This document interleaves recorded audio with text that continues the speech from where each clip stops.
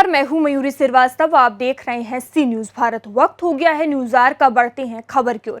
एक तरफ जहां पूरे देश में आजादी के 75वें वर्षगांठ पर आजादी का अमृत महोत्सव मनाया जा रहा है, वहीं पूरे उत्तर प्रदेश के साथ साथ पूरे देश में अमृत सरोवर बनवाया जा रहा है। वहीं दूसरी ओर बलिया के रेवती नगर पंचायत में सरकारी पोखरा, जो सेनानी पोखरा के नाम से जिले में चर्चित है, वहां पूरे भूमाफियाओं द्वारा अवैध कब्जा करके इस सेनानी पोखरे का स्वामित्व मिटने की भूमाफियाओं द्वारा पुरजोर तैयारी की जा रही है। जिसके बाद इस अवैध कब्जे को रोकने के लिए कुछ समाजसेवी सामने आए, जिसमें महावीर तिवारी फौजी ने कहा है कि मैं जब तक जिंदा रहूंगा इस पोखरे का स्वामित्व मिटने नहीं दूंगा। साथ ही समाजसेवी अमित पांडे पप्पू ने कहा कि ये पोखरा सेनानियों के अस्तित्व से जुड़ा हुआ है, इस पर सरकार को ध्यान देना चाहिए। जहाँ पूरे देश में, पूरे उत्तर प्रदेश में आज़ादी के 75वें वर्षगांठ पर आज़ादी का अमृत महोत्सव मनाया जा रहा है। उस अमृत महोत्सव पर अमृत सरोवर का निर्माण भी किया जा रहा है।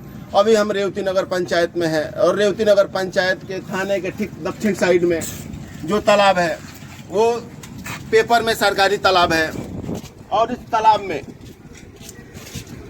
में से सेनानियों का अस्तित्व भी जुड़ा हुआ है। आज़ादी से पहले जब ये सेनानी इस क्षेत्र के और इस नगर पंचायत के सेनानी जब यहाँ पकड़े जाते थे तो इसी तालाब में उनको सजा भी दिया जाता था, उनको बांध कर रखा जाता था। और आज इस तालाब का स्वामित्व मिटाने की कोशिश किया जा रहा है यहाँ के एक चुने हुए प्रतिनिधि द्वारा। स्थानीय लोगों का कहना है कि जहाँ पूरे उत्तर प्रदेश के मुख्यमंत्री जी अमृत सरोवर का निर्माण करा रहे हैं, वहीं रेवती के चुने हुए प्रतिनिधि द्वारा इस सरोवर को कब्जा करने की तैयारी किया जा रहा है। फर्जी तरीके से इसको अपने नाम पे रजिस्ट्री करवाकर और इसको कब्जा करने की कोशिश कर रहे हैं। यहाँ पे कुछ दिन पहले यहाँ के एक समाज सेवी महावीर तिवारी और कुछ स्थानीय लोगों के वजह से अभी तक ये सरोवर बचा रहा। और इस सरोवर 15 अगस्त आने वाला है।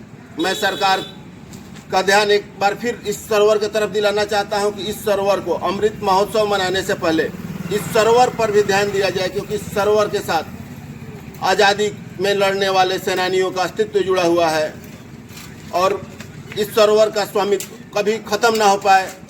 और आज़ादी के सेनानियों के साथ साथ इस नगर पंचायत के लगभग आधा आबादी का पानी का स्रोत इस सरोवर से ही निकल कर जाता है। और यहाँ के अधिकारियों द्वारा कई बार एप्लीकेशन भी इस सरोवर पे पड़ गया है, लेकिन अभी तक इस पर कोई ठोस कार्रवाई तक नहीं हो पाई है। पांडे पप्पू जी, आप इस नगर पंचायत के चेयरमैन पद के प्रत्याशी हैं। आपको पता है यहाँ पे कोई सेनानी पोखरा भी है? जी, सेनानी पोखरा जो सेंट्रल बैंक है उसके सामने थाने के बगल में सेनानी पोखरा है। उसका इतिहास भी रहा है। क्या इतिहास रहा है? उसको अंग्रेजों के ज़माने में गांव के लोग जैसे अंग्रेजों के खिलाफ लड़ रहे थे तो उनको सजा के तौर पे अंग्रेज वहाँ ले जाके गर्दन में पानी में डुबो के वहीं रखा करते थे। यही इतिहास रहा है उसका। यहाँ स्थानीय लोगों का कहना है कि उस पोखरे को यहाँ के कुछ चुने हुए प्रतिनिधि द्वारा कब्जा किया जा रहा है। क्या ये कहाँ तक ये सत्य? देखिए, कोई भी हो, अगर कोई भी हो कब्जा कर रहा है, ये तो गलत है। उसके खिलाफ इस नगर के जितने भी नागरिक हैं उनका कर्तव्य बनता है। सबसे पहले तो सरकार की कर्तव्य बनती है और यहाँ के नागरिकों के भी एक नागरिक का कर्तव्य बनता है कि उसके अगर कोई अतिक्रमण उस पर कर रहा है, कोई उस पर कब्जा कर रहा है, उसको उसके खिलाफ कार्रवाई की जाए। आपको पता है कितने लोग उस गड्ढे के स्रोत से, उस अमृत सरोवर के स्रोत से कितने लोगों को घर तक पानी पहुँचता है? देखिए, उसका पानी का मतलब कि ये रहा है, उसके वो जो है यहाँ का जो पानी का स्रोत है वो लेवल बना के पानी का स्रोत चलता है पोखरे। ये सुप्रीम कोर्ट का ये एक नियम भी है कि जो भी पोखरे हो उसको यथास्थिति में रखा जाए। उसको जैसे कि उस पर जो अतिक्रमण है हटाया जाए, उसको साफ सफाई पे ध्यान दिया जाए। ये सब सुप्रीम कोर्ट का नियम है। ये है अमित पांडे पप्पू जी। इनका कहना है कि इस नगर पंचायत में एक सेनानी पोखरा है, लेकिन आज उसका स्वामित्व खतरे में पड़ा हुआ है। उत्तर प्रदेश के मुखिया आदित्यनाथ योगी जी महाराज जी से ये कहना चाहता हूँ, इस अमृत महोत्सव के पावन अवसर पर इस अमृत सरोवर का भी निर्माण हो जाता, जिससे इस नगर पंचायत के लगभग 10 से 15 हजार लोगों के घर पे इसी तालाब के स्रोत से पानी जाता है और इस तालाब का स्वामित्व खतरे में पड़ा हुआ है।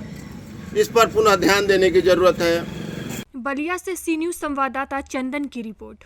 फिलहाल इस खबर में इतना ही। देश दुनिया की तमाम खबरों के लिए देखते रहिए सी न्यूज भारत।